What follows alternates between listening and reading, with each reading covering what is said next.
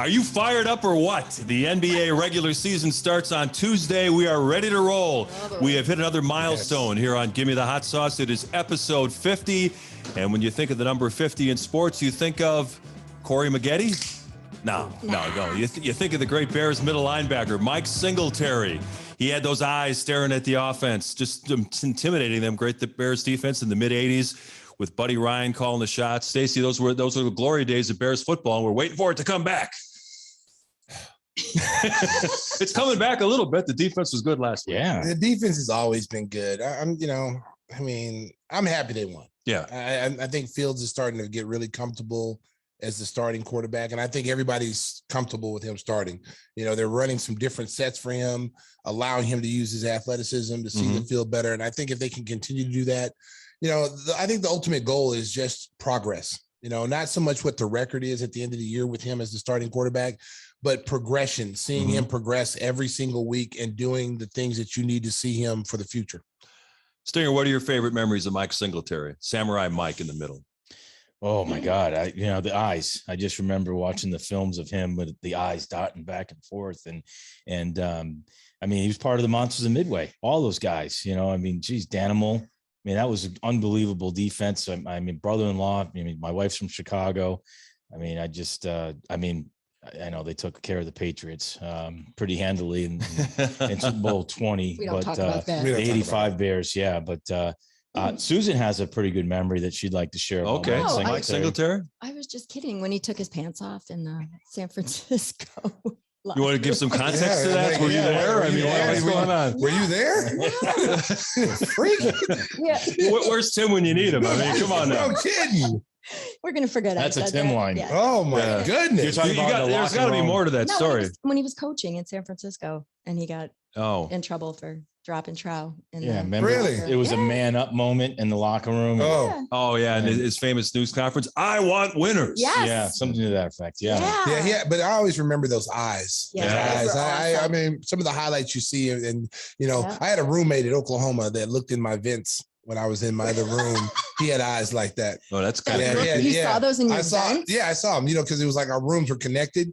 And so there was like a vent. There was like one vent. You could see him, I could see his eyes, but he was a peeping Tom. Yeah, that's not good. Yeah, it's not good at all. Yeah, but I saw his eyes. They were like Mike Singletary. He was just like they were moving left and right now. And I was like, what the hell is that? So he was peeping Tom on you? Yes, no, with what was going on in the room. Yeah. Yeah, what was going on in the room. Late night entertainment. Yeah, it was late night entertainment. It was before Cinemax, right? It was adult entertainment, America. Adult entertainment. And the ages were legal. We were all the same age. Consenting adults. Yeah, we're consenting adults. Yeah. I made him sign a piece of paper that said they were consenting to what was going to happen in the boom boom room. Did you at least have one foot on the floor? Boom boom room. No. Oh my gosh. Okay. No. John, what are you talking about? All I'm saying is Jim McMahon, America, they have soiled this story, America. All I was saying was I had a roommate who had eyes like Mike Singletary in my vent. How quickly this goes south. It went south really quick. That's what we do at Give Me the Hot Sauce. And then Stacey gave him the Derek Jeter gift basket and sent him on their way. Hey, you know what? Hey, there was a lot of gift baskets. I wasn't Derek Jeter at the time, but hey, some fruit. Here's an apple, orange, here's some now beat it. Here's some Mike and Ike's with Starburst. Starburst are famous back then too, Mark. Yeah. Here's a bag of Starburst. See you next week. Don't call me. I'll call you. Another drink, but you can't have it here. You ain't gotta go, but you gotta get up out of here. Beat it. Stinger, beat it. Mike Singletary is in the Hall of Fame, of course, but some people say that the other linebackers may have been better. Otis Wilson and Wilbur Marshall. Yeah. Oh, yeah. Yeah, more athletic, could make big plays. Yeah, they might have been more athletic going from sideline. Otis will tell you that. Yeah, Otis, my man. Yeah, Otis was athletic, and Wilbur Marshall was athletic. Yeah, but no one manned that middle. Right. Being able to. Listen, that whole defense really worked off each other very well. Mm-hmm. It was like you had the great defensive line that kept people off of those linebackers to allow them to run free and make plays. Yeah. That's when you got a great defense. When you got 4 down line linemen that require double teams. Richard the fullback that requires for the fullback to chip, and that keeps those extra blockers off of Mike Singletary to make plays. Wilbur Marshall. I mean, those guys were flying all over the place. And then if you got lucky to get past those guys, that secondary was nasty too. So I mean, that whole defense, I just wish they would have won more Super Bowls. I wish that they would have found a way to put egos to the side. Because, once you win one, it's all about money now. Everybody wants to get paid. And you got to understand football is a little bit different than basketball and baseball because you get paid, basically to play. So, when people see these big, oh, he signed for, 70 million, where you need to look at the money is, what is guaranteed. Yeah. That's where you see how much he actually makes is the guaranteed money. But back then, signing bonus. Back then, those guys, they were like getting nothing. They were getting nothing. And they were one of the greatest football teams ever.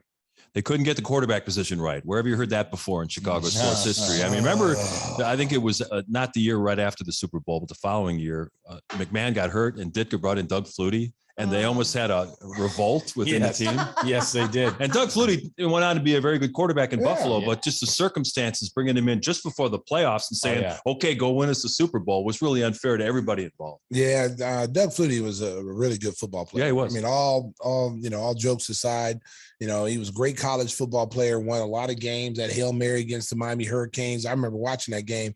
And I remember just seeing number 22. I was like, who is he, a running back or is he just tuning it in? I thought he was a running back. Yeah. And then he throws this ball deep, like 50, 60 yards in the air. And I'm like, man, that running back can throw. And then I found out it was the quarterback, Doug Flutie. And I was like, and then he won the Heisman.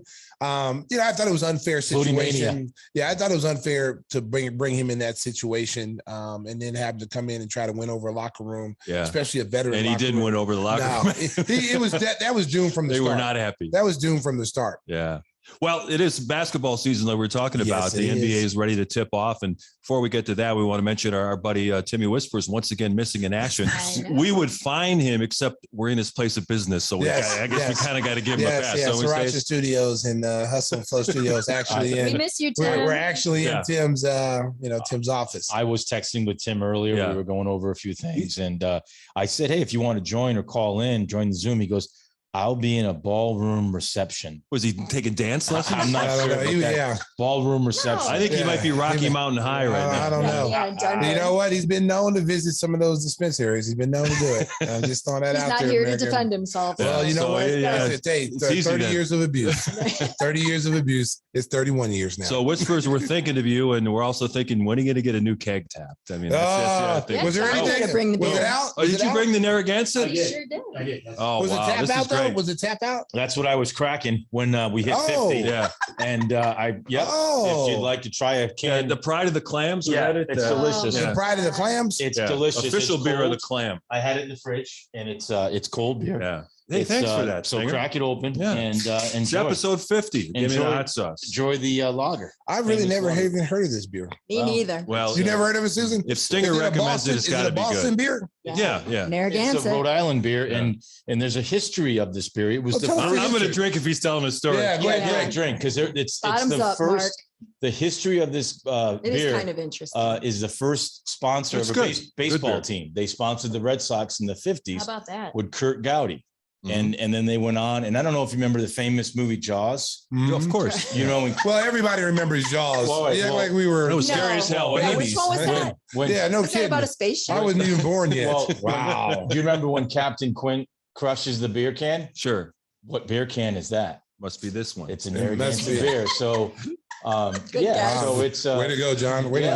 Way to have the answer before we can say it. Asking the chimp these questions. Well, I mean, Bubbles the monkey. Jesus. You can see here, I've got the history here. Oh no! Visual aids. If you're listening on just listening on the podcast, we apologize. We turned 21 in 1911. Wow. Yeah. Wow. And it gives you the history of the beer. So it goes through. Look at that. That is nice. John always comes prepared, you know? Yeah. Was that the brewery right there? Yeah, like a castle? The brewery it was a bunch of Germans that got together immigrants. Wow. In the 1900s. Wow, that's kind of The way he says it, yeah. That's borderline right there. No. Hey, cancel John. Right there. You see Cancel that? culture. The biggest era of growth for You better check his email, Stacey. Kurt Godwin. Check his email. Investigation. Oh my gosh. And you can see the history here. And there it is. Oh, Oh, there it is. That is impressive. You came prepared. I did. Wow. He Do you did. keep this in the tub? Do you have a cooling element in No, the tub? I was at Keep it on ice? Total Wine. We were at Total Wine, and we were going to buy some beer because we're going to the football game this weekend. Who's Which playing? one? Wisconsin. Oh, okay. Oh, they Against suck. Army. Army, yeah. And so Doing the jump tailgating, around. and They I was suck. going to get some PBR because I love PBR in a can. And then I said, well, wait a minute. There's Narragansett beer. How can I turn that down? His Yeah. daughter was horrified. PBR. Yeah. But the thing is, you PBR, almost no killed kidding. that case, so Yeah. there's not much left to take to Madison. Mm-mm. Got another one? I brought Got those for the another road. Oh, okay. I got Oh, them. trust me, he has some more. He has some It's like more, bringing man. half a pizza. Wow. Are you going to open it, Ken? You're just going to look No, at the can? I'm putting this in my trophy case, man. This is great beer. I saved these Oh, things. go to waste. I saved these. You I'm say full beers. listen. I'm a recovering alcoholic. Oh, okay. Don't laugh, Susan. I'm not. Okay, I would never, I'm just ever. I'm just laugh at you about recovering that. today. All right. Yeah. So it's taken us a long time to get around to basketball, Yeah. but All right. we got plenty America, of time. I'm lying. I'm not a recovered alcoholic. I drink like a fish. Yeah. Hey, we got a special guest coming up in our next segment. The great Cassidy Hubbarth is going to join us. Oh, I yes. worked with Cassidy over at Comcast Did Sportsnet you? back in the day. Any dirt? Any dirt? Oh, I got a great Oh, story, but I'm going to wait till she's stop. actually Hey, here. hey, So, hey. you know, that it'll be Save it more for fun. the when show, she's buddy. here. We'll Save save it. it for a second. Yeah.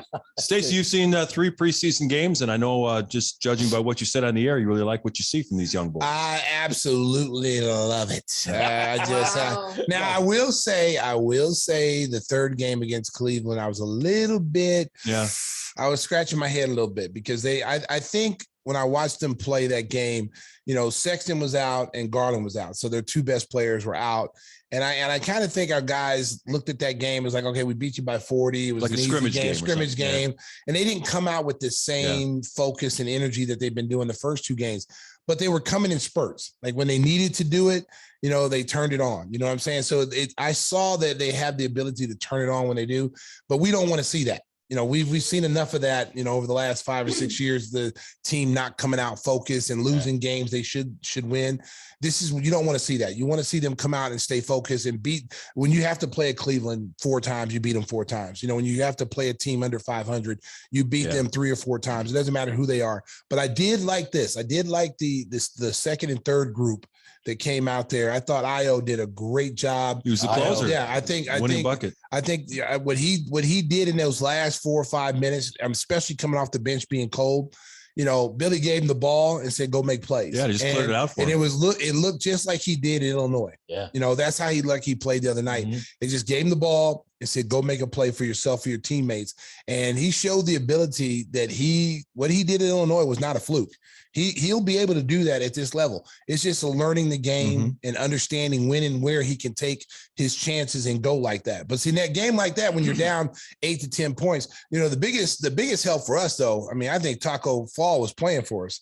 You know, because when he came in the He's game, with us. Yeah, he was helping us. It was really 6 against 4 Bulls. Double agent. Oh, he was double agent. Taco Fall came in the game, and they were trying to feed him and score, and he was missing. He was missing. And the Bulls would get the rebound, and then they'd go back down and score, and then cut the lead. So, thank you, Taco Fall. But I will say this about Taco Fall. Listen, somebody needs to get with Taco. Boston really did a disservice. They didn't play him. Did a disservice to him.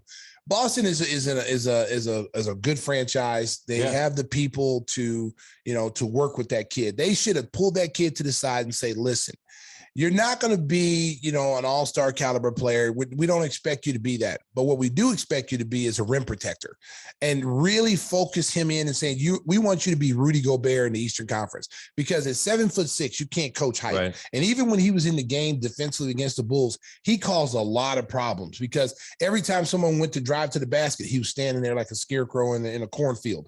And then they pull the ball back out. And he was that intimidating. And he doesn't even have to jump. He just stands there. Right. Wow. And you got to try to shoot over 7'6" plus however long his arms are. Yeah. And if someone would work with that kid, and this is what I say about the developmental, abilities of certain teams. They see a kid and say, well, he can't do this, he can't do that. Let's not waste our time. You know, he's a novelty act where the fans like put Taco in Taco Tuesday, that kind of stuff. And then, you know, they go with it. Okay. But if this kid's got some kind of skill set, because he's got good footwork, he's not clumsy. He's not like, you know, like a lumbering big guy. He's got good footwork and he's semi-athletic, not as athletic as Gobert, but he's athletic enough that you can make him a defensive stopper and, you know, really teach him how to be a rim protector. One of the things I liked in that game on Sunday was the play of DeMar DeRozan. He scored at all three levels, knocked down a couple of threes. We know he can get to the basket, get to the free throw line.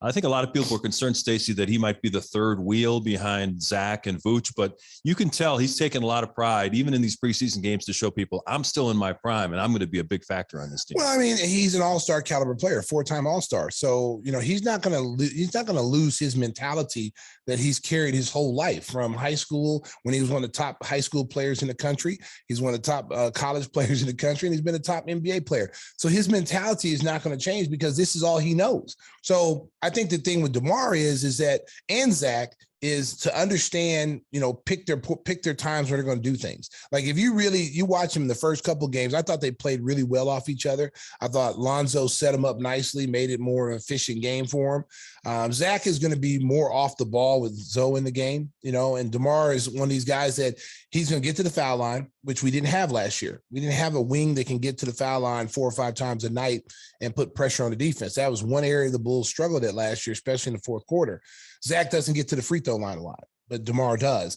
And then you got a guy like, you know, with Zoe, I think the biggest surprise has been the way Zoe plays defense. Like I knew he was a good two-way player, both him and Caruso, but I came away these first 2 games, man, they get their hands on a lot of passes. They're in the passing lane. Matter of fact, I got our truck people doing a stat for tomorrow as far as how many deflections they've gotten the first 3 games, because I guarantee Zoe's probably got at least over 20 deflections in the game since he's been a Bull, and that's pretty impressive. Bulls fans can look forward to the preseason debut of Patrick Williams on Friday night against the Memphis Grizzlies. He's made a nice return from a severe left ankle sprain, and he's practiced a couple of times this week. Nice to get him in the mix, make sure he's ready to go for opening night. Well, I think he's itching to get back, and it's so good to be young. You know, I mean, sure a young player like that has got those recuperative powers. You know, that injury would have probably kept an older player out, you know, till probably the middle of October, you know, right? Like 2 weeks after the season started. But a young kid, you know, is 20 years old, you know, it's like I watched him run probably 2 weeks after he had hurt his ankle. And they were talking about 4 to 6 weeks. And I was watching one of the practices and he was working out on the side and running. I'm like, oh my God. Yeah. Like he's going to play soon. There's no way in the world he's not going to play. So, and he's itching to get out there. I talked to him the last home game. He's itching to get out there. You know, you can just see it. He wants to play. And I think he wants to show people that he's going to be better than his rookie year. He's going to be a person you can count on. I think, you know, defensively, we know what he can do defensively. I think offensively, it's going to be interesting to see him because being a young player without all that talent out there in the starting 5, you know, will he defer like he did last year, you know, or will he come out with that mindset that he had in the summer league where it's like, hey, I know I can score. I know I can do other things. I'm going to do them. But, you know, it's going to be interesting to see. Tomorrow will be a good test because Memphis is a good basketball team. Oh, yeah. They're going to be they're going to be a playoff team. Yeah. They're going to be in the mix in the Western Conference. And this will be a good test because this is not like, you know, the first 3 preseason games, you know, 2 of the games were against Cleveland and then New Orleans, and they were very bad. You know, you had, you know, and New Orleans was missing Zion and the other tall kid, Brandon Ingram. So they were missing those guys.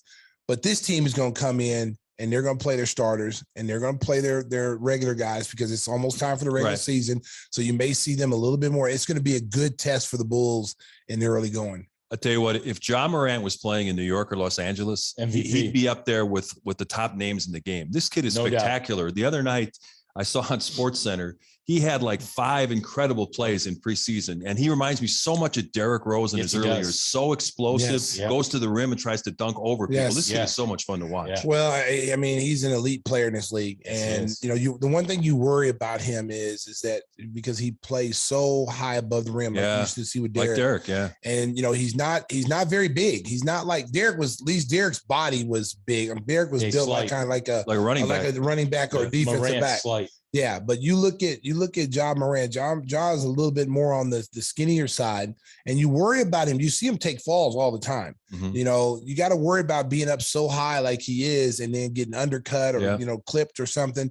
That's what you worry about with him. But he's gonna play. He's gonna play his game. He's gonna be fearless. He's gonna try to dunk on you. He wants to embarrass you. So I love watching. He's one of my favorite players. He's one of my watch. favorites. I like Dylan Brooks. I like. He's a good scorer. Oh, I said I was one that said when he was at Oregon, I said we should have drafted him. Second round pick. Yeah. He plays two ways. He reminds me, he's Draymond Green for them. He's Draymond Green for them. Sure, I can see that. He does all the dirty work. He's a great passer. He can score. He can score better than Draymond. Yeah. But he is the quarterback of their defense. He's the guy that gets everybody fired up. He takes the number one offensive player, and he's not afraid. Steph Curry. He's not afraid to get out there and mix it up. And he talks a lot of trash, but he backs it up. And he's a great compliment to John Morant. I think the key for them though is the young kid, Jackson. He's got to stay healthy. He's a he's talented. He's ultra talented, but he can't stay healthy. Yeah. Mm-hmm. And they're only going to go as far as he gets back. We played Memphis, and we talked. You mean the Bucks? Yeah, the Bucks. You suit up in that game? No, I didn't. Yeah. We played. But I will tell you that he made a statement, John Morant. He was doing all kinds of. And in the parking lot, he has the sweetest looking Rolls. There you go. And I was like, man, traveling style, young fella. I was like, wow, that car. I was like, because we were all waiting to get on the bus, and then I see him, and then I see the car. And I'm a big car guy, and I'm like, man, that's a sweet looking ride. Yeah. Man, if I sell some of my cars in my tub, maybe I can get that. Yeah. How about that Whitey Ford? I'm not Whitey Ford. Time to cash that Ted Williams card in that you stole from you. Yeah, you stole from your friend. Old man. What's his name? Tim. I'm not a Rolls Royce guy. I'm going to get a Corvette, maybe 60 or 58. Look at Susan. Oh my God. But there goes retirement. But the grill on that Rose, man. And Devin Booker's got those classic cars too. Another car collector. Yeah, those are that commercial they did for the NBA is really cool. That's sweet. That NBA was Lane. the NBA. That was fun. Yeah. That was one of the best commercials I've ever seen. Some of the greatest names of the past. Got Kareem trying to show Dirk the skyhook. They should have had MJ in there though. He probably didn't want to do it. MJ should have got in there. Yeah, because he probably wanted more money. Yep. Yeah, but they should have had him out there. That would have been pretty cool to have MJ out there. Speaking of MJ, did you see what he said the other day? That his old team, the Bulls, he says they could be a contender. Yeah, he knows. He knows. He's watching. Yeah, he knows. He tried to deflect. He's probably deflecting some of the energy off his team. Yeah, because they got smoked last night by Dallas in the preseason. They scored 59 points. Yeah, they lost by 68. It was terrible. That ain't good. Hey, did you catch in the folder Zach's preseason 30 through 11 rankings? I mean, that's a great read if you haven't seen. Like, he talks about the uniforms, the court. Zach Lowe? Yeah, Zach. I thought you were talking about Zach Levine. Yeah, no, Zach Lowe. I did see that. Yeah, he's got the Bulls. I think 8 in the I don't most know enjoyable teams. No, it's out. Okay. It was 8. Great. And the first line, and it was. What about the Bucks? His first line. Hey, we got to mention this. The first line in Zach Lowe's description of why the Bulls are fun to watch. Give me the hot sauce. Stacey King is one of the most talented watchers in the league. That's the first line. So look it up, John. Look it up, John. He's got all. You know what, America? He's got all that in the bubble up folder, and he missed that. America. Give me the hot sauce. America. No, I have in what I saw was 30 through 11. You got to keep up every day. John. Something happens, John. You're too late. Well, where are the Bucks? Are they? We don't care about the Bucks. They were the top 5. I think they were. No one cared about the Bucks. I think there were 3. We have to have him back on. No question. No question. All I'm going to say, America, they recognize talent. That's right. They recognize talent. So wait a minute. That was the first line of the article? Yes. The first 4 words are "Give me the hot sauce." Yes. Wow. Yeah. Because that's not usually how the article goes. No, because they recognize talent. You got to recognize the number one draw. Exactly. Give me the hot sauce. And I hope when it's time for the renegotiation, the Bulls are listening to that. You got to get Zach Lowe as your agent. Zach Lowe needs to be my agent. Yeah. I hope they're listening to that. Yeah. Bulls, if you're listening, don't sleep. Hey, okay? You got lightning in a bottle, baby. Don't let it out. Don't let it out. Do we have time to talk about what John Sally said about being on? No, because we got Cassidy in the Sriracha waiting room. Yes. We can get to it later. We got nothing but time. All right. As long as the Narragansett beer holds out, we got nothing but time. Yes. Hey, before we get to Cassidy, we want to again thank our good friend Jeff Vukovic for getting on board the Give Me the Hot Sauce train that is out of the station and it's moving quickly. You know, when it comes to insurance for your auto, home, and business, you should contact the king of insurance, nationwide agent Jeff Vukovic. You can reach him at jeffvuk.com. That's jeffvuk.com, V-U-K. And Stacey always entertains the folks during the games with the jingle. My friend. Nationwide is on your side. We got Narragansett beer. Oh, baby. It's happy hour on a Thursday. It's happy hour on a Thursday, baby. And the Golden Pipes are in great shape. Oh, yes. Cassidy Hubbarth is going to join us next on episode 50, a milestone on Give Me the Hot Sauce. The beer of the clan.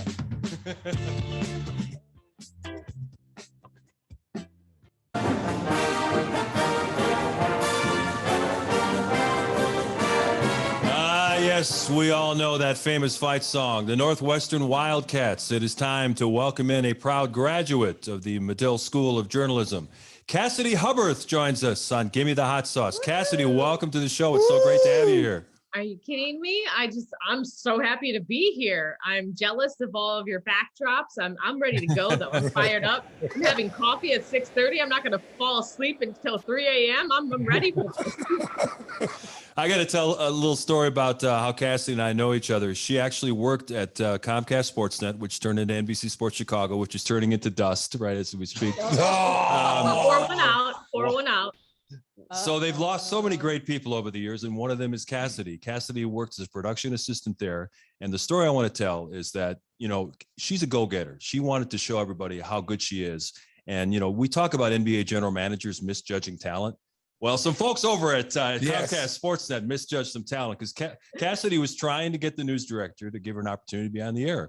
And I know that they let you do a couple of things, going to Cubs convention and doing some interviews, but obviously you didn't get the satisfaction from management that you wanted. And then you've gone on to become this huge star. And I know that you're not going to tell a spiteful story or anything like that, but how frustrating was that trying to get that opportunity when you knew how much you could contribute to that operation? I don't think back on that time as frustration. I think that's what helped me in my career. It was a good lesson to learn that I'm still learning every day in this business, that, not everyone's going to see your value, but you got to just keep moving forward and, trying to find those opportunities where they are. And I like the fact that I was able to do some digital features for them, like you said, covering the Cubs convention and doing some other segments along those lines of on digital, really kind of set up the rest of my career because digital media, social media has really defined my route and my road to, where I am, if you will.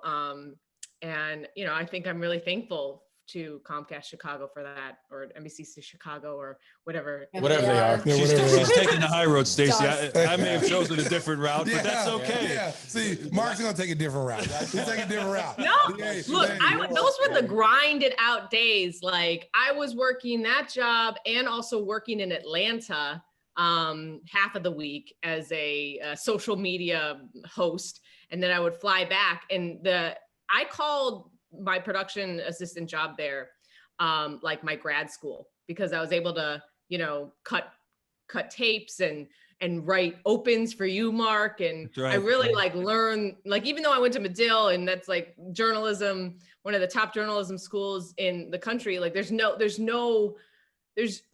school can't teach you what it's like to be in a real newsroom, what it's like to be in those production meetings. Well, it was crazy because, we had so much stuff going on. You did a half hour at 6:30, an hour at 10, another half hour at midnight. And it was just like feeding the beast constantly. It never stopped.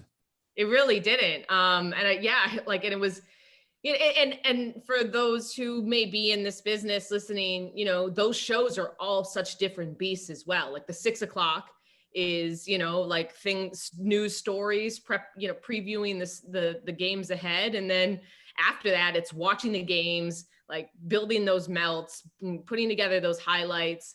And, then it's an all highlight driven reaction show. And we weren't just doing sports night. We were doing, the post game shows for the Bulls game, Blackhawks, sometimes, two post game shows. So it was busy, and it was a really, really, I only look back at that time fondly. And now all those shows are gone. Stacey, take it away. Dang, Mark.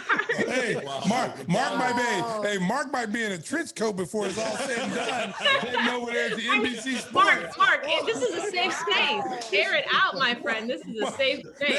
Yeah. He said we need a couch over here for Mark.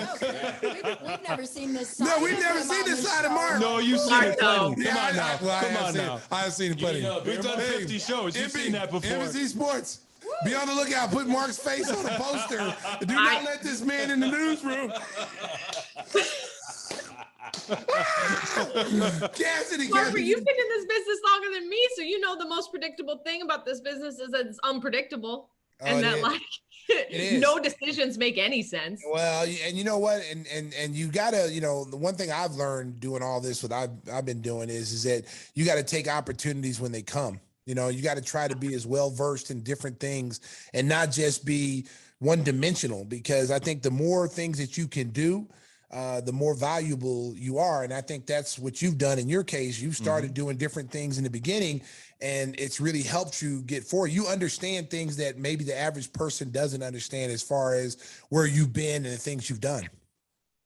Yeah, I mean, I think that's the advice that I tend to give, like young students who ask me, like, how do you get to, ESPN or covering the NBA? And I just said, find out where media is going. It's constantly changing. I graduated Medill, and I was part of a program there that they called Medill 2020, where they were focused on how media was changing, becoming more digital. And I think, like anything in life, it was part hard work, but mostly luck. It was the timing worked out well for me. I got a lot of opportunities that allowed me to explore things that I just kind of was already involved in with social media. I was in college when Facebook launched. I was graduated when Twitter and then Instagram was about. So like, I was not only, I was using those things as with friends already. And then I was thinking of ways to apply it to grow, the reach of sports media. Now, I can barely figure out what to do with TikTok. So I feel like I used to be the young one, and now I'm like, what the hell? Don't feel bad. Don't feel bad, because I'm a social media guy, and the TikTok, I have yet to figure out TikTok yet. I have yet to figure out. I'm on TikTok, and I will fall down a hole. That algorithm knows me better than anybody in my entire life, but I don't know how to actually make a TikTok. That's where I'm at, and I like to be on social media, as you know, but that's something I haven't figured that out yet. I just got it. I just got through Snapchat. So once I figured that out, I was like, oh, here comes TikTok now. And I'm seeing all these people dancing. And I'm like, first of all, I'm not, I'm too old to be out there dancing like that. But, if I did need to throw a moonwalk out there, no, that's not pretty. Okay. Chuck dancing is not pretty. Would you have done a moonwalk at one point in your life? Oh yeah, I would do a moonwalk out there. I pop lock too. Don't sleep. I get out there. Give me that hot sauce then. Give me some hot sauce. Exactly. One thing that I really like we've been doing lately is getting women in sports. Like we're bringing more women on our platform here to, discuss their journeys and, how they got into this. And, you're our second lady that we've had on here. Yeah. Lisa Byington. Yeah, we had Lisa Byington last year. Yes. So this is something new that we're adding to our show, because we don't want to just be, about guys. I want you to tell your story. I wanted you to tell us how you got started. I know you love sports, and I know growing up in Chicago, you love sports, but three-sport athlete. Yeah, three-sport athlete. How did you decide that this is what you wanted to do? Oh man, I mean, I'd known that I wanted to be in sports broadcasting since I was in middle school. Wow.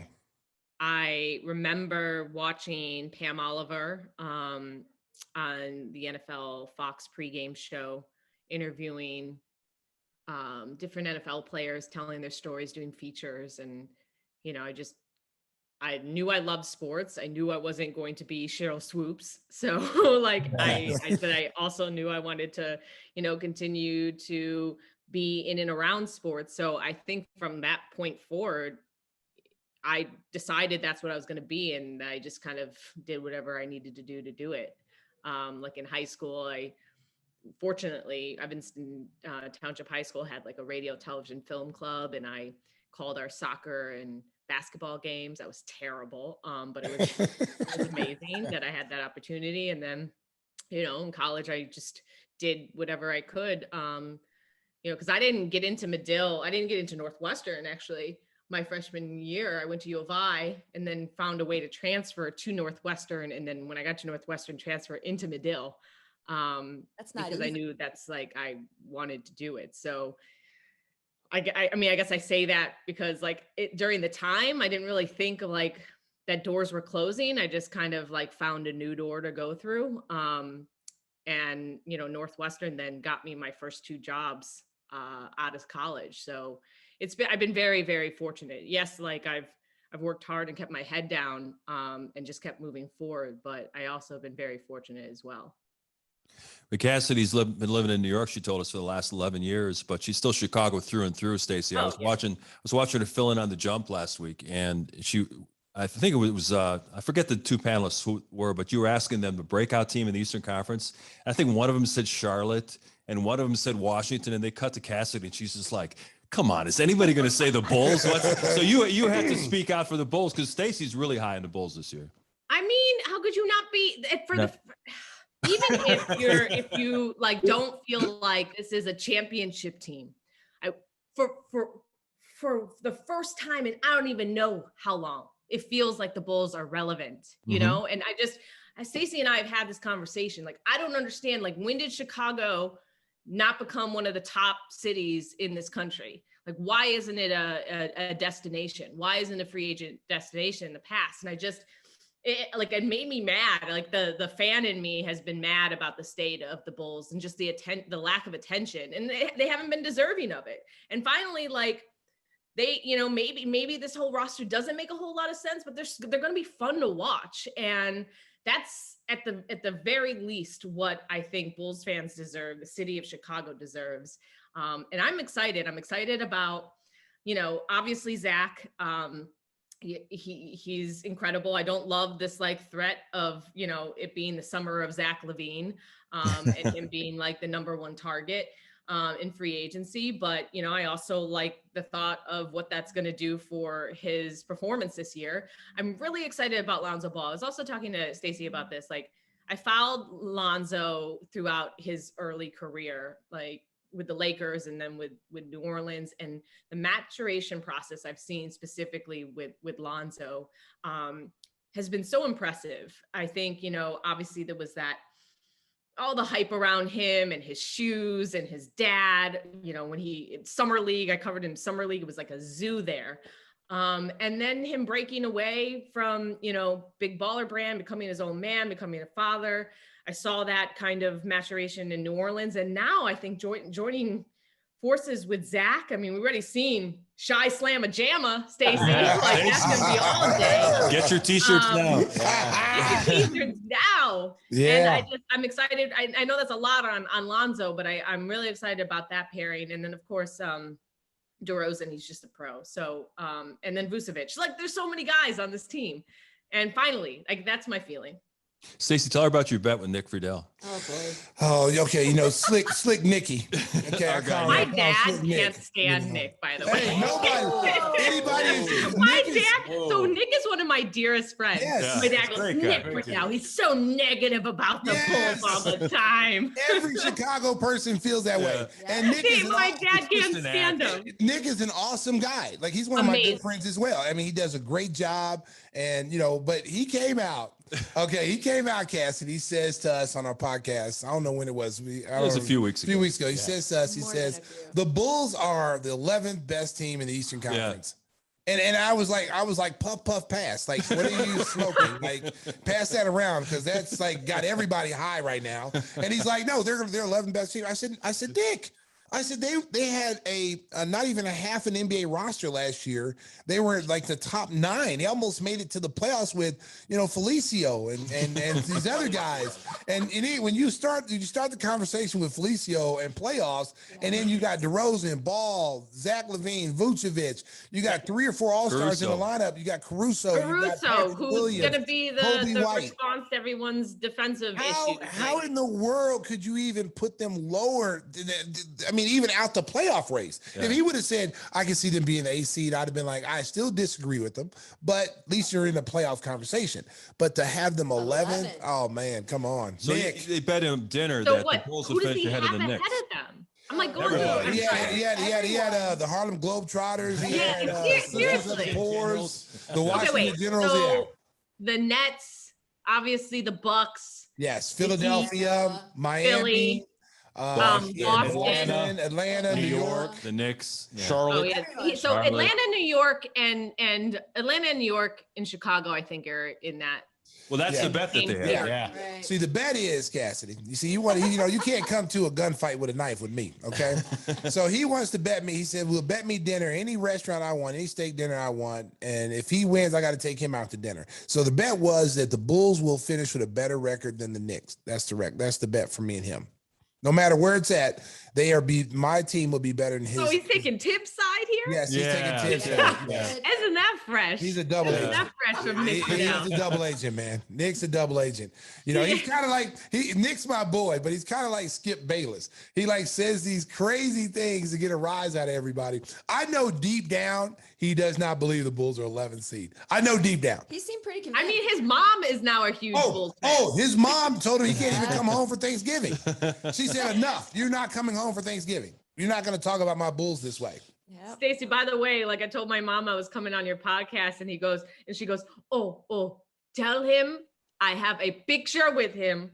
She does? Loves you. She loves you. Stacey's so a man of the people. How old is your mom? She's 75. See, that's my demographic. Those women love me. The women in the 70s, they love me. They love me. That's my demographic. You can keep up with it's them. just my mom's been screaming at Bulls games for 40 years now. So I'm gonna have to get her. I'm gonna get her to a game. I'm gonna get her to a Bulls game this year. They're all your demographic. I am voted one of the 10 sexiest free agents out there. I just want to throw that out there. All right. One of the sexiest men alive. Let me finish what I was saying. I was going to get back. Don't interrupt me when I'm talking, John. Cassidy's guest. Okay. I know, but you interrupted me when I'm telling you I'm one of the 10 sexiest men in Chicago. Mark is 11. Let him know. Mark is 11. That's right. Get him on the cover of Chicago Magazine. Nick Friedel has him at 11. Where's your agent? You know what? I'm my own agent. I'm my own agent, Susan. Hey, keep the money. Yes, keep the money. Don't share it. That's my philosophy. So getting back to the format here, I was curious. We got no format on this. Because I'm a producer director, and I know that you've done some sideline work, and I just, if someone's watching, how difficult it is to keep your questions short, to stay pointed, to listen, and to follow up in the heat of the moment. You're on the court. People like you yelling in her ear. I don't yell. Get off. I don't yell. I don't yell in people's ears. What? No. Come on. You yell at me and talk back. I don't yell. But anyways, getting back to the question. I'm just glad that you didn't say your name. Say my name is Jonathan. Not well, I didn't want to say Michael, but Mike. You know what? He called me afterwards and apologized. I love Michael Malone. No. I didn't know his name was Michael. I thought it was Mike. No. Wasn't going to go there. I was just, if people are watching. Where are you going? Well, I was talking about broadcasting and how difficult it is. Yeah. Because you don't have a script that you can read like Mark does at a desk. All right, wow. Wow. Yeah. Well, you're out there in the elements. Some hairdo with a teleprompter, and you're not sure if you heard the cue or not, and under the bus. So I mean, just to talk to people. Well, look, sidelines is sidelines. Unfortunately, is it's the easiest, hardest job I think in live game broadcasting. Because you have to keep everything short. And you basically I get upset at myself if I'm talking too much during the game action, So like, it's like I want myself to get out of the way of the game action, even though I do have a good report that technically is supposed to add to the viewing experience. So you're like constantly playing this game of double dutch, and it's not only a game of double dutch with your producer where you're telling your producer, hey, I have something to add here, but like that timing has to be happen perfectly with him, and then also my play-by-play and analysts if they're having that conversation, because I could say, hey, I have something to add here, and then Doris can decide, okay, I want to talk Kyrie now, or off of the Ben Simmons conversation. So it's a dance to get into the game broadcast. And then as far as the interviews are concerned, like no one wants to do them. No coach wants to do them. No. Okay. And so, and we're just like the lowest guy on the totem pole doing our jobs. And like, we're not going to take those interviews away, because ESPN, TNT, we pay a lot of money to have that access. And so unless you give us something else access wise, like we're going to still do those interviews. And, like, I think there's like one out of 10 interviews, I think actually add value to the broadcast, or 1 out of 5. I'll give myself a little more credit. And add some context. Like if you get someone really good, like, I like Doc Rivers always gives thoughtful answers. Steve Kerr, obviously, since he understands the broadcasting side, adds some entertainment value to those interviews. And like but no one wants to do them, including myself.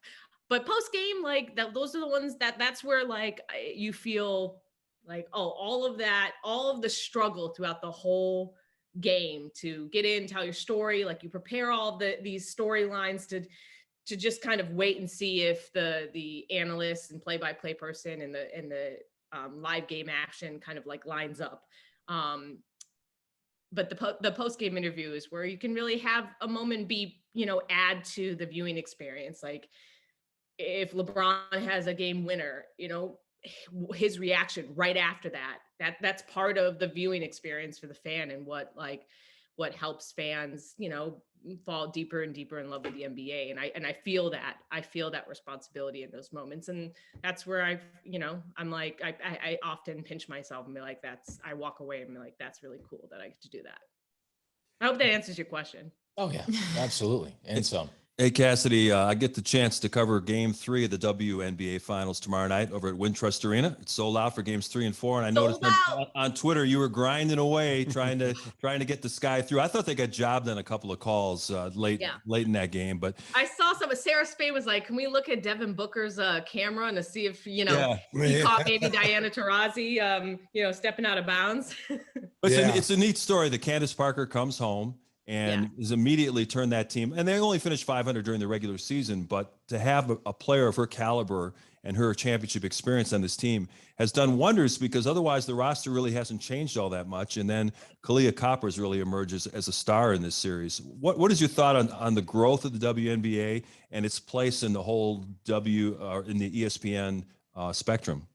I'm actually wearing a WNBA shirt. I'm like, I think, and I only bring this up because I feel like other than the quality of basketball is pretty much consistent with what it's been for years.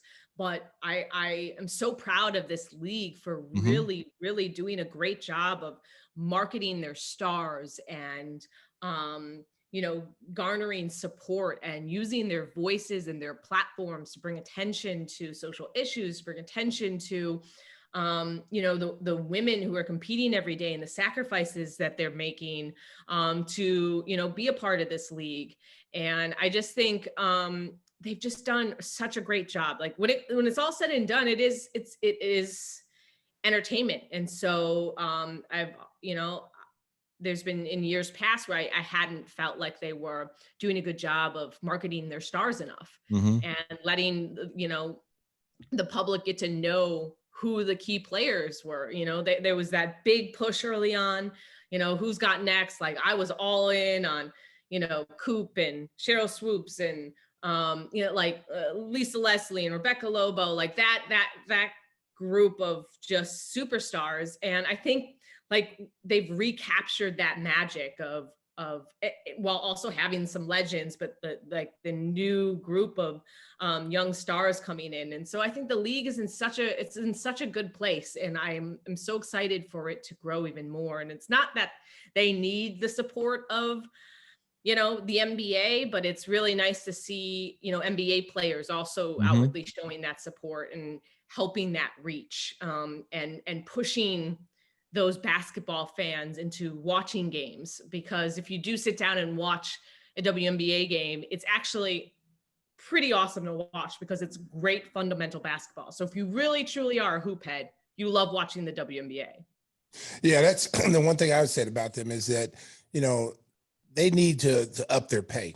They need to find some way, because these girls don't need to be overseas. They don't need to be having to make money overseas. They should be able to stay here in the United States, play in the WNBA, make their salaries, and it should be tier levels based on your stature in the league, kind of like the NBA. But they need to get some more push for that, because I think that's been one of the biggest problems with the players, not only in basketball but in female soccer. Equal. They want, it's almost they want equal pay, but they want fair pay.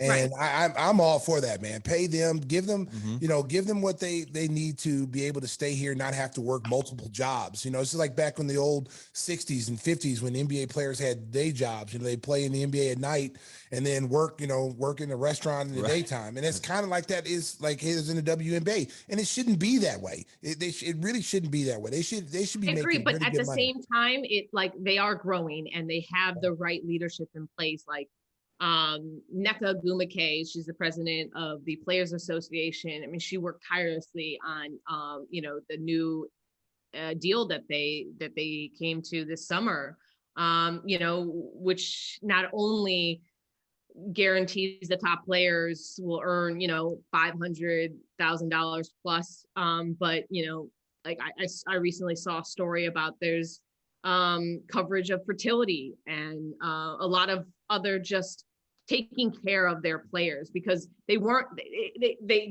playing in a league that was really treating them as employees or people who they're actually getting supported by the league they play for. And I think that they have great leadership in place and they're finding their way. And I think this momentum is only going to continue to pick up because I think the interest is there. Well, Cassidy, we thank you so much for joining us and for giving us so much of your time. I know that your daughter is standing by, wants Mommy to give her a little bit of attention. So thank she's you. Real quiet right now. So like as a parent, I know you guys know that's usually worse. Yeah. She's probably plotting something. We're so happy for all your success. It's been an amazing story. You've done such great work, risen up the charts of ESPN, and we're very proud of you back here in Chicago. Hard work. One of the hardest working ladies in the business. So continued success, and thanks for making time for us on episode 50 of Give Me the Hot Sauce. Hey, if your mom, I will talk to you later. If your mom wants to come to a game, your parents want to come to a Bulls game, I'll give them my tickets and my seats. Oh. Wow. I mean, what a guy, guys. Come on, she's like my sister, so I take care of her. That's how Stacey rolls. That's how I roll, Cassidy. You guys are amazing. This just made my entire week. So I'll see you guys, because you know what? We're going to get some more Bulls games, so I better see you guys. National TV. Yes. Let's go. And if they don't put me on those games, let's write letters, collective letters. I better be on those games. And get that Chai Slamma Jamma going too. Yes. Chai Slamma Jamma, hashtag. Thanks, guys. Thanks, Cass. Cassidy Hubbarth joining us. Coming up next, we go rapid fire on some of the other top stories in the world of sports. Give me the hot sauce. Give me the hot sauce.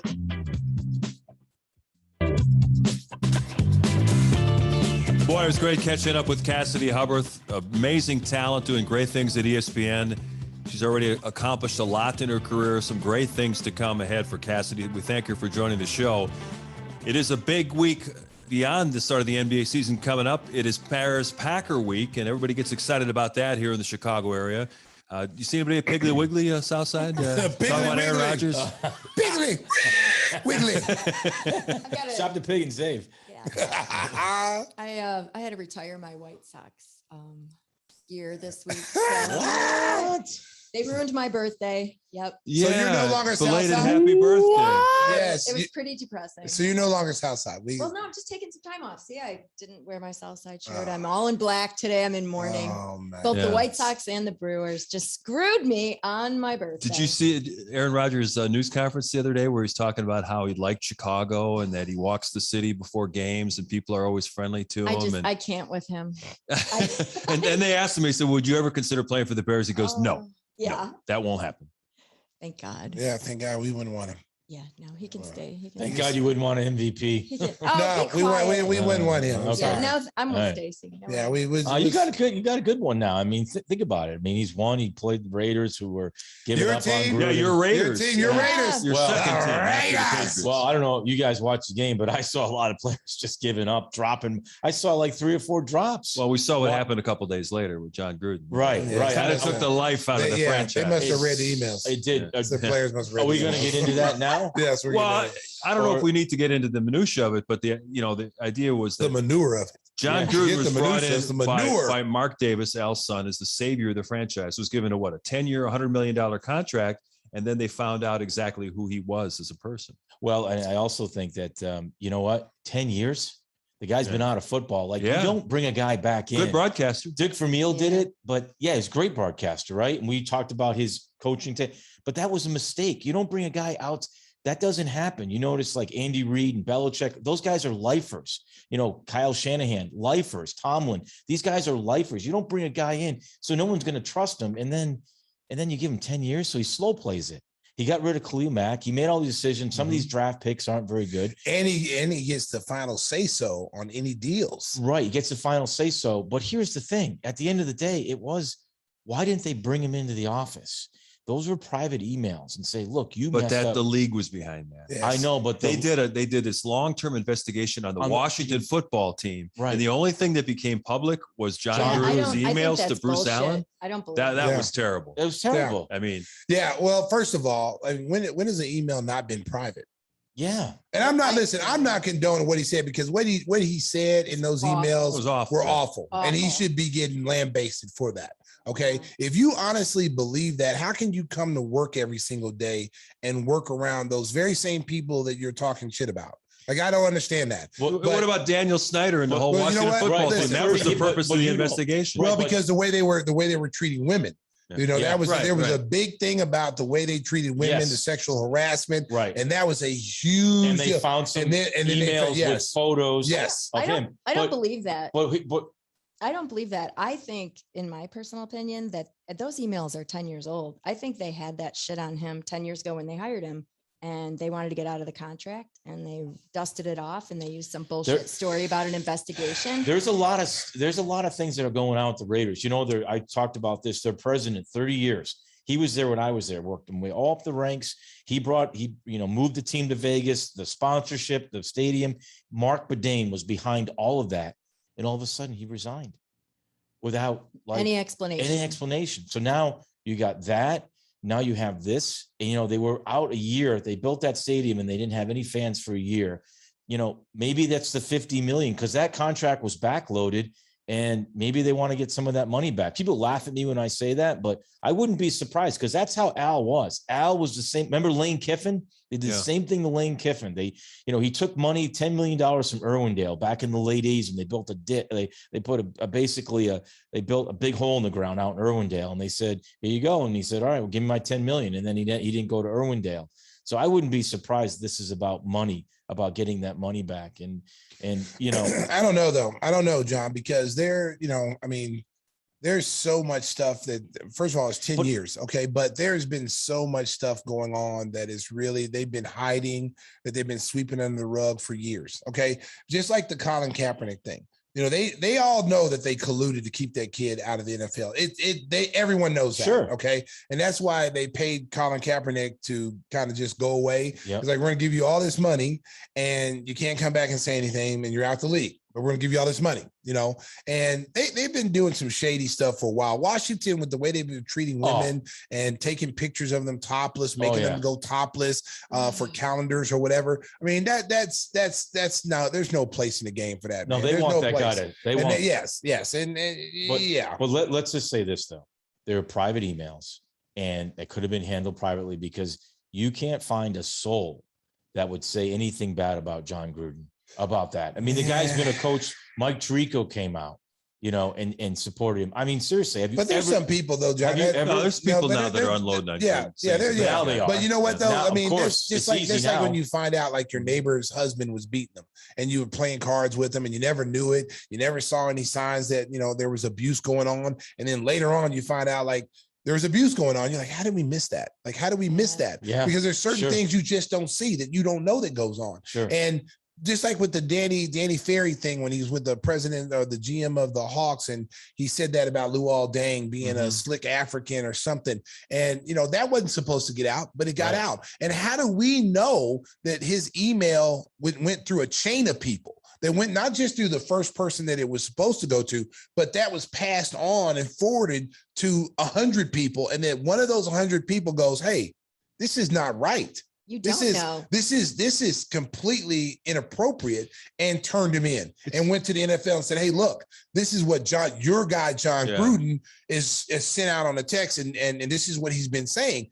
I guarantee you that's what happened. I don't think the guy, Bruce Allen, whoever was Bruce Allen. Yeah, Bruce I Allen. don't think Bruce Allen said, I'm going to turn this in. Oh, no. I think what happened is that email got passed on. Let me send it to my buddy John over here. Let me send it to my buddy Rick. And then it went through like 100 different people. Maybe. And then one person said, this is inappropriate, and I'm turning it in, because we're supposed to be equal opportunity. We're supposed to be turning our, changing the way we do things on a daily basis. And we've got a guy in one of the most highest places, and who's a well-respected football coach, saying these inappropriate things about, gays, about, women, about, commissioner, homophobic thing. It was disgusting. Seriously, it was bad. But, it might have not been passed around, but they might have been looking at the emails.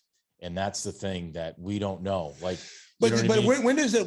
My argument is a personal email is a personal email. That's what I'm saying. Not anymore. But I mean, it doesn't make sense that they were just going through all these. They went through over 600,000 text messages. So they and say emails, every employer has access to every email that you send. Period. I mean, that's just a thing. And if you don't know that. But, so I mean, what he said was awful, but I hope people realize that there is literally no such thing as a private email, a private chat. You better use a pigeon. But I'm just saying, and then write down a note. Don't sign your name. Just fly it out. We're going to fly to Mark Chanowski. Here, Mark, here's Rudy the pigeon. And I ain't going to sign my name to it. Well, that's what you got to do. No, like Goodfellas, the mob. They never talked on the phone. You remember? They always just gave the handshake, and the surveillance got the mob. The sophistication of the surveillance into, places where they didn't realize there were cameras and microphones. But I just think it's a sad day when a guy like that, who's put so much into the NFL, and it was a private email. They couldn't handle it privately. They couldn't have sat him down and said, look, you made some really bad decisions here. We're going to bring in Demir Smith in. We're going to bring in some of these people in that Roger Goodell, and we're going to have a come to Jesus. Watching on YouTube, what about Roger Goodell?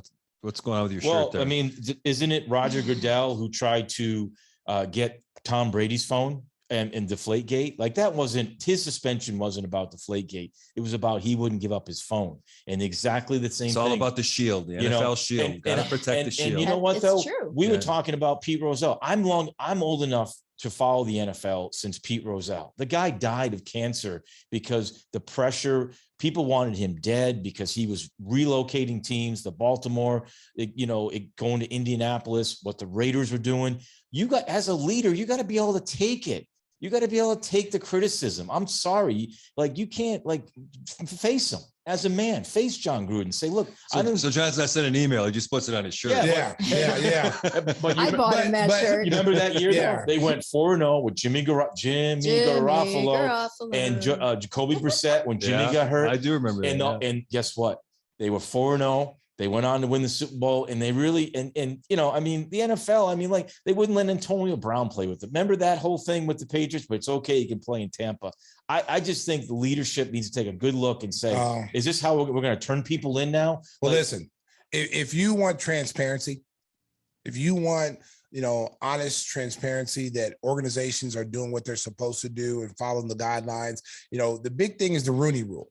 Okay, you hear a big thing about the Rooney Rule. Sure. You get all these coaches who it's supposed to help black coaches get in the process to get interviewed. Yep. Okay, but it always seems like it's like a courtesy interview, and they get passed over. Sure. There's a lot of talented assistant coordinators, assistant coaches that are being passed over for retreads. Eric Bieniemy. When is he going to get exactly? You know, exactly. When are they going to give him a chance? I mean, and look at Byron Leftwich in Tampa Bay. They won a Super Bowl. He's offensive coordinator. Yeah. You know, the one guy, and I will agree with I don't know who said this the other day, but Bruce Arians is way out in front of everybody when it comes to diversity.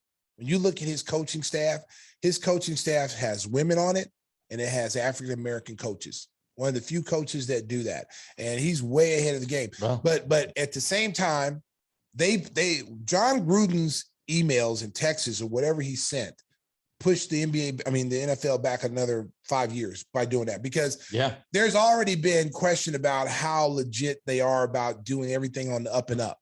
And to hear this guy say the things that he said, he's probably not the only person of power that's saying that. Think about the Michael Sam thing. You know, you shouldn't let gays in. Come on, dude. Like this is a new generation. Like to say those kind of things and those hurtful things, and then to talk about Smith the way he did. Like, come on, man. I mean, I get your point. It should have been private. Should have been private emails. But you know what? When you're a person of power like that, and you are reaching out to so many different people, because he was working NFL, Monday Night Football. He was working for ESPN, and those texts and emails came from when he was working from ESPN. Yeah. So how do we know ESPN didn't leak it? Yeah. I mean, how do we know? You don't know. You don't know who did it. You don't know which person in the chain of emails it came. But at the same time, he should be ashamed to have said that. There was a lot of people who respect him, that respect him as a coach. I mean, I like Jon Gruden. I always liked him as the Monday Night Football guy. I liked him when he did his little coach's corner, when he had the young players come in, the quarterback class, and he's breaking them down. I thought he was funny. Yeah. Now he's done. He'll never touch anything associated. That's what I'm saying. His career's ruined by a mistake. Just like anybody else would have been in that same situation. Well, let's just jump a little bit, because you were talking about Dave Chappelle the other day. Yes. Yeah, another one. I mean, come on. Like, there was a transgender black comedian that's come out and said, come on. Yes. Take the chains off of the comedians. Here's the thing. And then the funny thing is I've been to a couple of comedy shows lately, and we're in a society now. You have to watch what you say.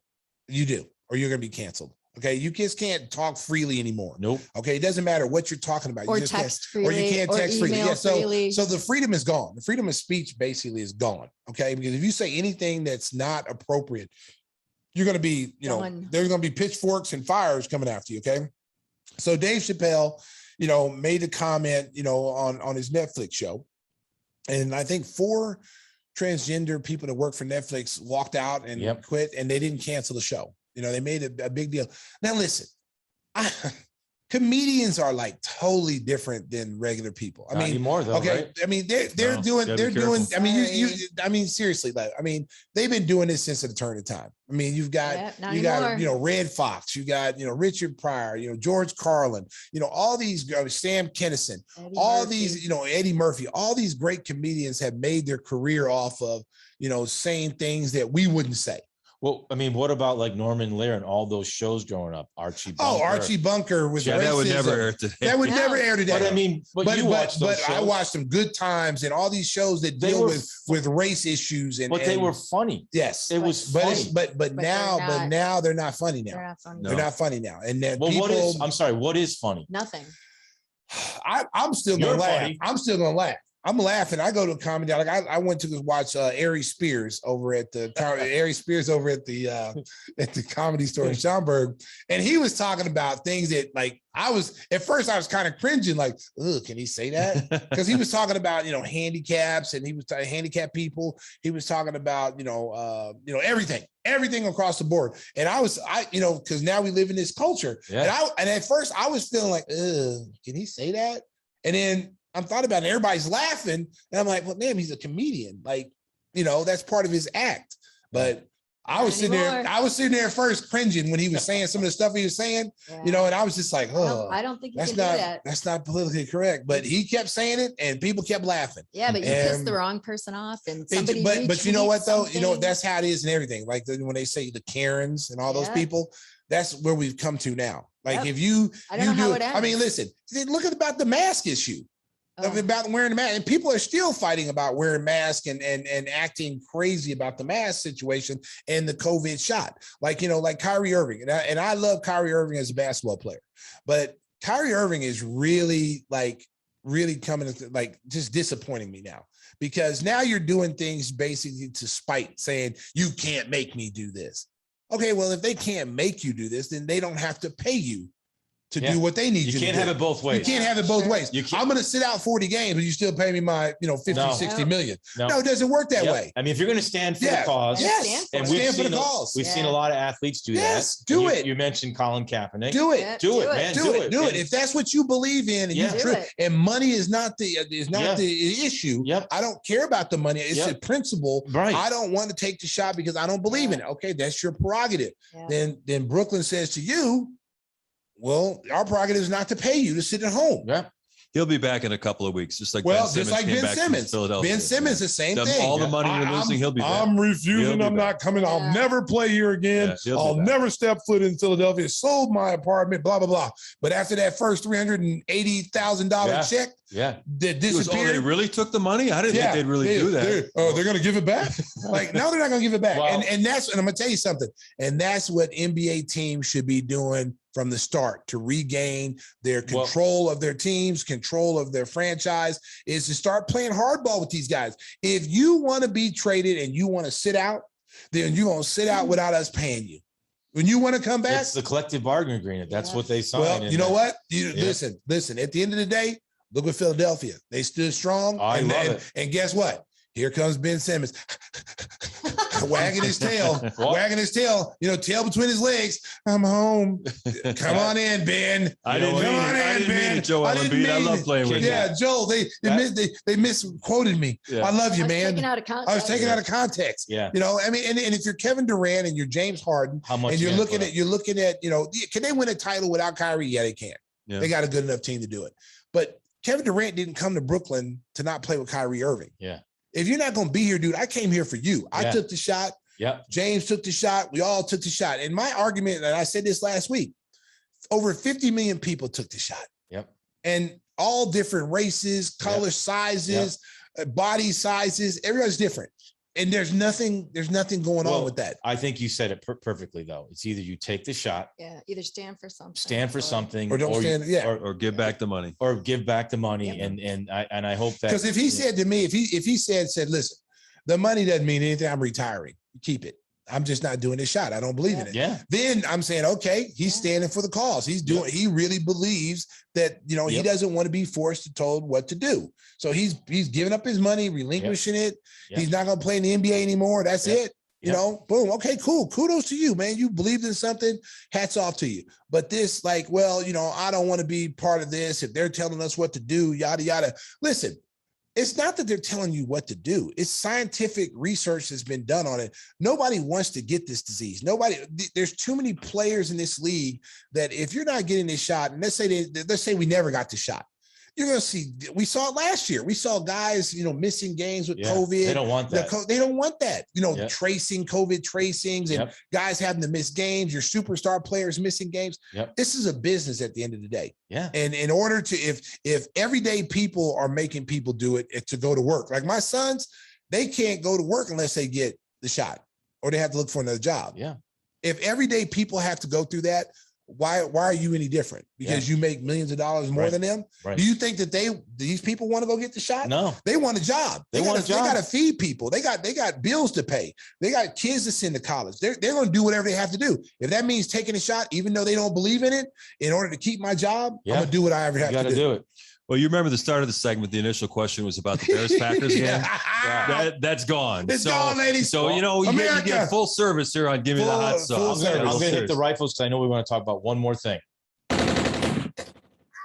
fucking shots. I'm not sure exactly what he wants to talk about. One more thing. Well, no, we're going to talk about the fight. We haven't talked about early Wilder 3. Oh, We have to talk about that fight. Martin, did you see the fight? I did not see Mark, that. I even saw the fight, Mark. Come on, it was Mark. everything. It was everything. It was It was awful. It was haymakers. I don't like fighting. It was guys getting knocked down. There was blood, and there was even a concert. The Fury gave a concert at the end. The Wilder, wasn't it? That song? No, it was Fury. Oh, okay. Fury, not only did he give a concert in the ring, after the fight, when normally people go to the hospital and get rehydrated and get fixed up, Yeah. he went to a rave party with Steve Aoki and was up there shirtless, dancing and like getting ready to crowd surf. How? That's what I said too. How? I said, how in the world could he have this much energy? And you can see why he beat Wilder. Susan, what did you say though? What did you say? What? Yeah, you're not going to say it. I'm not going to say What did she say? What did she say? Well, in the kitchen, she said, drug test him, I think, or something. Oh, there you said? Yeah, something to that effect. You know, like, oh, what's he taking or something? I mean, how? Because he had so much energy? How?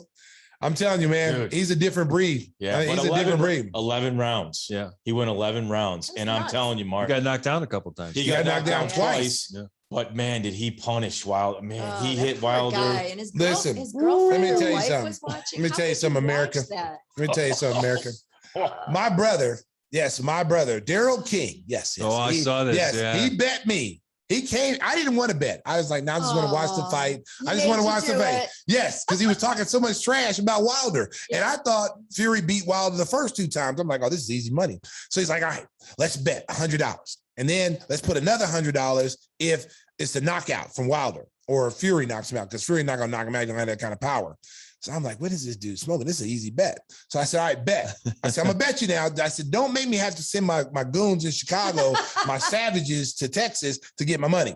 He's like, I have a cash app and I want you to send my money through the cash app. That's what he told me, because you're not going to win. So I said, all right, whatever. So I'm watching the fight. I'm watching the first couple rounds, boom, boom, boom, boom. I'm like, man, this is a good fight. This is a good fight. It can go either way the first few rounds. Oh, They were throwing haymakers. Oh, And then as the fight progressed, then Wilder got knocked down. I was like, oh, this is gonna be easy money. And then Wilder came back and knocked Fury down twice. And I'm like, oh my God, I'm gonna have to pay this dude $200. So I'm texting him to the game. Hey man, get my money ready. Get my money ready. He's not gonna make it, because you could tell that the stamina level on both fighters were different. Fury still, he was bopping around. He was moving, bobbing and weaving, and Fury just, Wilder, he just ran out of gas. He had all these muscles, and just like when guys have all these muscles, the lactic acid builds up in it, and he just couldn't throw. He just looked tired, and so he had put 10 extra pounds on to combat Fury's extra weight. Because Fury looked like he was out of shape. When you talk about dad body, He had a dad body. he had like a grandpa dad body. He had a piano. He had a piano. He had a lot of back fat. He had a lot of It was like a one of them things you jump in the water with a little inner tubes. He's laughing at you. Yeah, but that dude, out. the skill level for that dude. Yeah, he's got good He skill. got serious skill level. So anyway, the fight's over, and Fury wins. So I'm texting my brother. He's not answering text. I call him. This is my brother. This is my brother now, America. Blood. Then I know like my fake brother, like, what up, brother? It's my real brother. So I called him up. He doesn't answer the phone. Now I said, okay, he's dodging me. He's dodging. Maybe it's late, maybe he's asleep. It's late Saturday night, maybe he's asleep. Call him first thing Sunday morning, because he got to take his kids to AAU. So I know he's up. Answer machine. No one. I have not talked to him since the bet was made. So I had to front him out, Mark. Oh, I saw had on to front social him out. media. Yeah, I put him on you worked social him over media. pretty good. I put his face on a wanted poster, and America, go back and look at it. If you follow me on Instagram, you follow me on Twitter or Facebook, you will see the wanted poster with my brother's head on it, and all the descriptions that I put on there. Bet Welcher, he stole from a store when we were children. Well, I put all on maybe there. you don't have a cash app. Maybe that's why. No. I got a cash app. I got all that. Okay. When it comes to money, I got all that. Okay. Just in case. There's no $200 yet? No. And he bet for the people. He bet my son. my son called me up and said, Dad, Uncle Daryl wouldn't even answer my calls. I said, get in line, son. I was like, he didn't return mine. He said, but he bet me $100. I go, and he goes, I go, you're never going to get that money. And he goes, that's a bunch of bullshit. Yeah. He said, if he would have won, he would have expected the money. Yeah. That's the way it works. So he bet 5 people. So he's probably got about $1,500 out there in bets. Wow. And all these people, these people are looking for him. And they're like, man, Stacey, man, I know he's your brother, but we might have to hurt him. I'm like, hey, man, I don't know. I said, hey, you got to get in line. I'm getting my money first because I'm his brother. But whatever he has left is on y'all. If you only got a couple $100 left, that's on you. But I want my money. Give me my money, Daryl. Hey, speaking of cash apps, if you would like to buy a bottle of Stacey's fantastic hot sauce, the St. Pat's Verde barbecue sauce, go to gimmethehotsauce.com.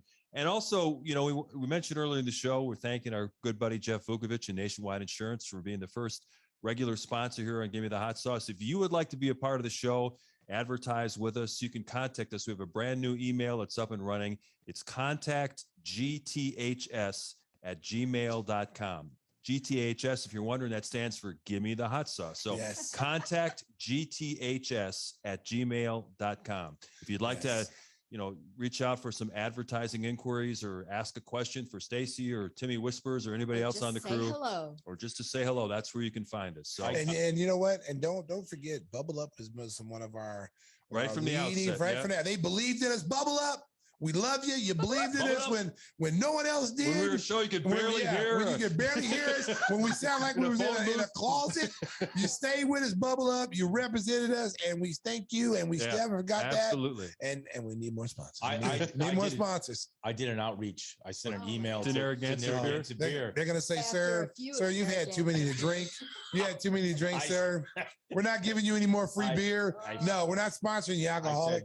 I said, can you be our official sponsor of Give Me the Hot Sauce? You got crickets? We'll see how that You got the Daryl King treatment? I'm still waiting. Still laughing. She's still waiting. Yeah, whoever the advertising person is laughing. I'm still waiting for this. And we're still waiting here for the good folks at Haribo Candies. Oh, was it a big email? Was it a big email? Oh my gosh. Yeah, I sent a whole email about growing up in Rhode Island. Oh, you went way over there. Okay. Oh, there you go. I saw Jaws and I saw the captain crush the You can. sent him the whole video presentation that we saw earlier. I had a beer. I did a little photo in my backyard. There I am drinking the Gansett, watching the sauce. John, you know what? You got to do whatever you can. Hey, I'm just, you got mixtapes. Yes. Out of the back. I've got Narragansett beer. Maybe if you threw on some your little tidy whiteys, what do you call them? Wilmington whites. It's time to wrap things up. Yeah. Hey, Wilmington whites and a white beater and oil yourself down. We might get that endorsement. Narragansett beer, here's to you.